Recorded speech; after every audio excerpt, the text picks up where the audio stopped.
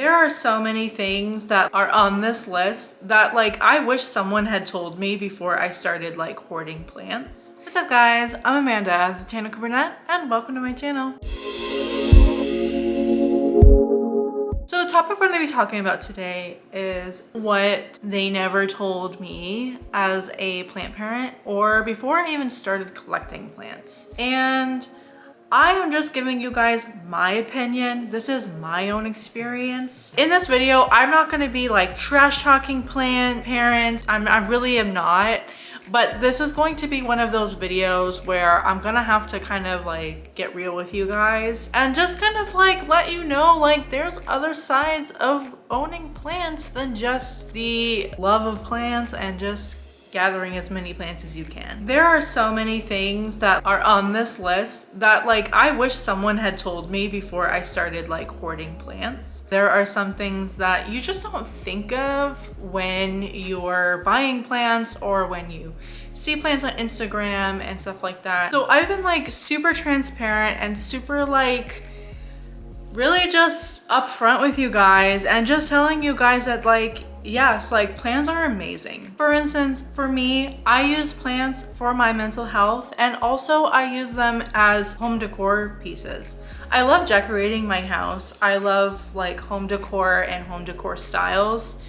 And that's kind of what I try to do in my home is I try to decorate with plants, but also be purposeful with them.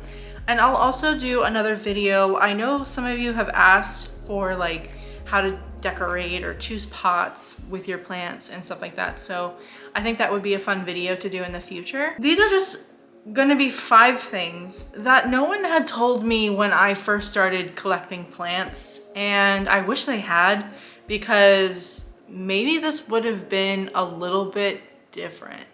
So let's get right into it. And let's start off with probably the biggest one, and that is buying too many plants at once. I am one to talk. I literally, in 2020, I bought so many plants to the point where my husband was like, we need to set a budget because it's getting wild. And that's where that whole thing started with my plant hauls last year, is that $50 budget and trying to, you know, budget plants and stuff like that, just because I bought so many plants. I feel like I have to say this. If you are just starting out buying plants, or you're watching this video and you're thinking about going out and buying a couple plants or your first plant, please keep this in mind. You can have just one plant, a succulent, an air plant. Even if you just have one plant, you are considered part of the plant community and you are a plant parent, okay? Like, don't think that you need to go out and buy hundreds of plants just because you see them on Instagram or you see all these urban jungles and they're full of plants. Now I know, again, I'm one to talk. Right behind me is probably 50 plants behind me, but start slow. Keep like, buy one plant and then learn about that plant. Really get to know that plant, get that plant thriving, and then buy another one. Get that plant thriving. Then you have 2 thriving plants. And then you buy your 3rd or your 4th, or just stop at 2 or 1. It's not a competition. You don't need to be buying hundreds of plants. And I know that like Instagram is very influential. I mean, there are plant influencers that have hundreds of plants. And there's nothing wrong with that either. But you have to consider your lifestyle. If you don't have time for those plants, don't be buying them. If you buy plants to keep up with the Joneses or to really just like make your Instagram look great, and you're not buying plants just because you like those plants, you're gonna get so burnt out and overwhelmed. I know so many people who had plants and they were big on social media and it just got to be too much. And I see it so much. I see it popping up so much that people are just getting overwhelmed and tired, consolidating their plants, getting rid of their plants. And I've done that as well. And I don't want you guys to think that I'm being a hypocrite and I'm just saying that, because I'm literally telling you this because I have experienced it. So just keep that in mind too, like throughout this video. So if you want to start developing your urban jungle and you want to start getting plants into your home, or you want to add more, just start slow. You don't need to be buying like 20 plants a month and this or that. Start slow. It's cool to have 50 plants, but if they're all dying or if you have a pest outbreak, it's just going to be so stressful and you're just going to be not into it anymore. And I kind of got into that as well. When I started to get thrips last summer, I was like throw everybody in the garbage. Like I was just like done. It just got to be kind of overwhelming. This year I decided, instead of like with my plant hauls, instead of buying a plant, just buying a bunch of plants and showing you like, oh, these are all the plants I got for $50. Now I'm gonna be like, all right, these are actually wish list plants, and I'm gonna try to get at least one plant a month. And that's it. Try to maybe just get one. I'm kind of like also starting to wean my plants and consolidating them. Any plants that I have gathered in the past couple of years, I've put outside. If I'm like not loving them, I'll put it outside. I know I have the benefit of living in Florida and I can just put plants outside, but it's honestly better than throwing them in the garbage, in my opinion. So really, all this is boiling up to be is just start slow. If you're really loving how your houseplants are, you got pothos and it's trailing all over your house and you want to get another plant and learn that plant. That's really all I'm saying for this one. So this next one kind of goes into what I was just saying, and that is that they are a lot of work. If you decided to go out and buy 20 plants in a month, you have to now take care of those plants every week. Like I've said it before, my plant days are usually Mondays. I'll come in my plant room. I mean, my plant room is right off my living room, so I'm in here every day. But I really check them. I really check the soil once a week, every Monday, or sometimes Sunday. And I'll check them and I'll just make sure that they're watered or they're not watered, and I'll kind of make a mental note like, okay, my gloriosum was like a 5 on the moisture meter, so I think by like Friday I'm probably gonna need to water it again. When you have a lot of plants, it's gonna be a lot of memorizing. Okay, this plant needs water now, this plant doesn't need water. You can even make a list. You can do that. You can make a list like, okay, gloriosum doesn't need water today, but we're gonna water on Friday. We're gonna check in on Friday at least. If you have a very high demanding, stressful job or a retail job or just really any full-time job, sometimes houseplants can be a full-time job, depending on how many you have. So just keep that in mind, that just kind of know how much time you have in your day, because it will get overwhelming. A lot of times people think, oh yeah, plants just need water. You just water them once a week and then they're fine. But you also have to consider fertilizing, pests. If you have a pest outbreak, you have to wipe down the leaves at least once a month. You have to make sure that the lighting is okay, humidity, temperature. You can't just throw a pothos in the corner and just be like, all right, fend for yourself. Just know that they are a lot of work. For me, I haven't even counted in a while. I think the last time I counted was a couple months ago, and I was nearing 90 plants. And I can tell you right now that watering my plants, just watering, takes me a full day. Wiping down the leaves takes me a full day. I literally split it up in 2 days. Like I'll do half of the room one day and half of the room the next day. Now doing that full plant care maintenance is only once a month, so you don't have to do that weekly. But when you're fertilizing, you have to make sure that you fertilize this plant every week and this plant once a month. And it can be a lot if you have a lot of plants. This one is a topic that I have been really upfront and really transparent with you guys through this entire channel, and that is they're expensive.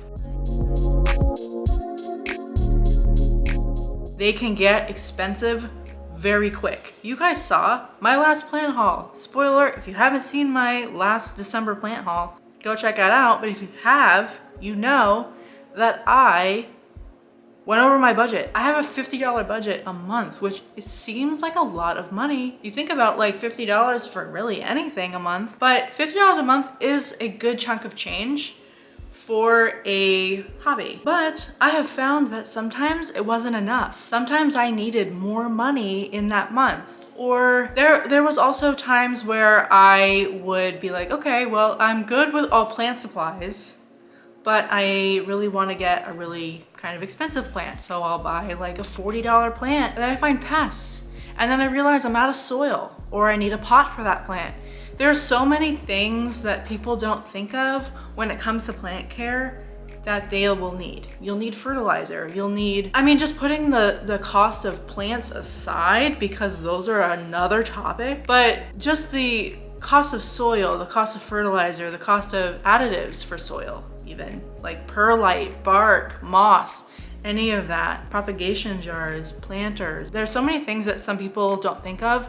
I honestly didn't. Even having plants for several years, I didn't think, oh, well, $50 is plenty a month. And sometimes it's not. Sometimes, I mean, you guys saw, like I went almost $200 over my budget. And I mean, which isn't a lot in the grand scheme of things. So because of my plant hauls, I was curious, and I did kind of see some, and I won't name any names. I won't, because I'm not, you know, I'm not trying to be like jealous or spiteful or anything like that, because honestly, like if I had the budget, can you imagine what this would be if I had this kind of budget? But I saw some people posting kind of a similar thing to me, where they were showing like how much money they spent on plants and plant supplies in the year. And some people were spending upwards to like $5,000 a year. Now I almost had a heart attack knowing that I spent almost $1,000 in a whole year. And that's like everything. Plant supplies, pots, planters, all that stuff, which doesn't, in a whole year, doesn't seem like a lot of money, but month to month, it can be. And it can be for some people's budgets. Not everybody has $5,000 a year that they can just spend on a hobby. So just know that like, it can get expensive, and it can get expensive quick. That's the reason also why I had a plant budget, is because my husband and I counted it up, and I can't remember the number now, but in 2020 I spent probably $1,500 on plants, just because we were stuck in our house and we could get plants delivered to our doors. Nurseries were still technically open for like shipping, and that's really all I did. I just bought plants all of 2020. Just keep that in mind. Just keep that in mind, that they can get expensive. It is not a hobby that is super cheap if you have a lot of plants, or if you're a plant collector. If you have a couple plants in your house and you just are fine with those, or you want to add a couple, but you're not like trying to collect like every anthurium or every monstera, it will be a moderately inexpensive hobby. But if you are one of those people that you're like, I have to have every rare plant, I need to have the monstera albo, I have to have high constellation, I have to have every variegated plant, let's just say, it's gonna add up very quickly. This is one thing that they didn't tell me, and I'm putting my foot literally in my mouth, because this is something that I still do, and I'm trying to break that habit. I'm trying to get out of this habit, and that is buying plants that are trendy. I know that I just made a video. I just made a video on plants that are trending in 2022. If you haven't seen that, link is up here. You can watch it. But don't always buy what plants are trending. Don't.